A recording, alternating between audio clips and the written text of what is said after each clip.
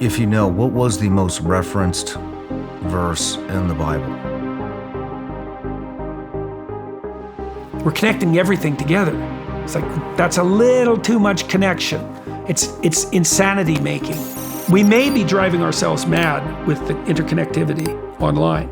You know, it's a great way of educating yourself. It's a great way of having access to information, but I'll tell you, man, it's a great way of being connected to all sorts of things you don't want to be connected to. Human beings have a very dark side. What happens to someone who's traumatized is they run into that dark side. If you meet Satan at the crossroads, there's no necessity that you're going to recover from that. I never read history as a perpetrator. I wouldn't have done that. It's like, did you watch people during the pandemic? In Canada, 30% of my neighbors were thrilled that they had the opportunity to inform on the people around them. These are realities. In fact, they're the deepest realities. That's why people break apart in a situation like that.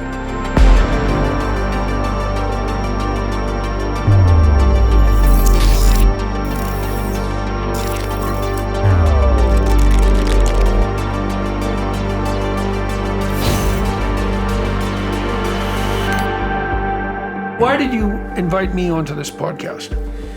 Because I want to pick your brain about these things.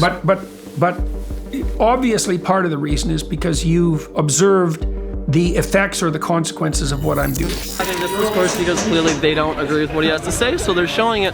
But I have seen a lot of people, call for him to be cancelled. So what is your advice beyond banal comments like clean your room?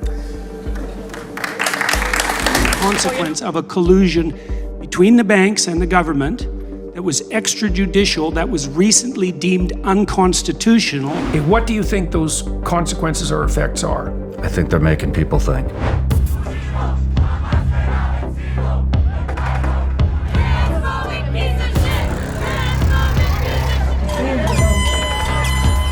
But also... Peterson, do you have any comments on the Nazi presence at your protest?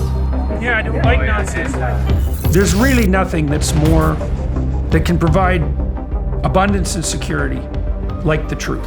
And what is the truth? I was born for one purpose, to bear witness to the truth. Well, the first thing we could say is that the Bible is the world's first hyperlinked text, because many of the verses refer to many other verses. And that means it's a very complicated text because you can find your way through it many, many ways. Like, the more a text is cross-referenced, the more pathways through it there are. Job, for example, in the story of Job, Job is tortured by Satan himself. Job's a good man, and God's bragging about him in heaven. I am that I am. And Satan comes along and says, I don't think he's that good. And God says, what do you mean? And Satan says, he's just privileged. Things are going well for him, and so he's good. Let me at him for a while, and we'll see if he's good. We'll have a storm now, and an earthquake if you like.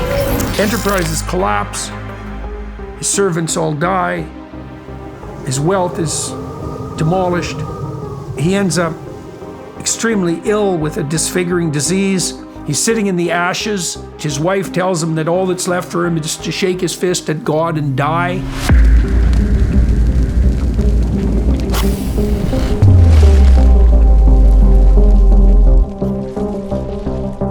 And then his friends come and tell him that it's all his fault. And so that's Job. And what does Job do? Job says, these terrible things have happened to me, but that's not because of some central flaw in me. He maintains his faith in his integral humanity, and he refuses to lose faith in God.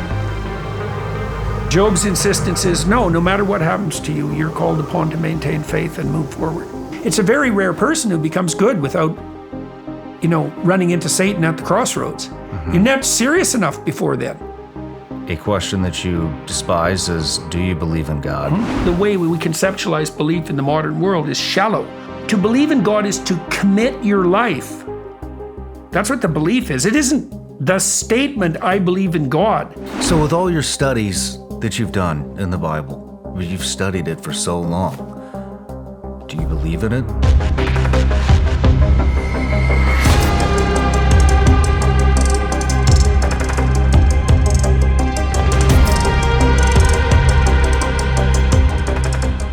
Here's what you're committing to: painful, unjust death, accompanied by betrayal, the perfidy of the mob, and the dominion of the tyrant. Full confrontation with malevolence.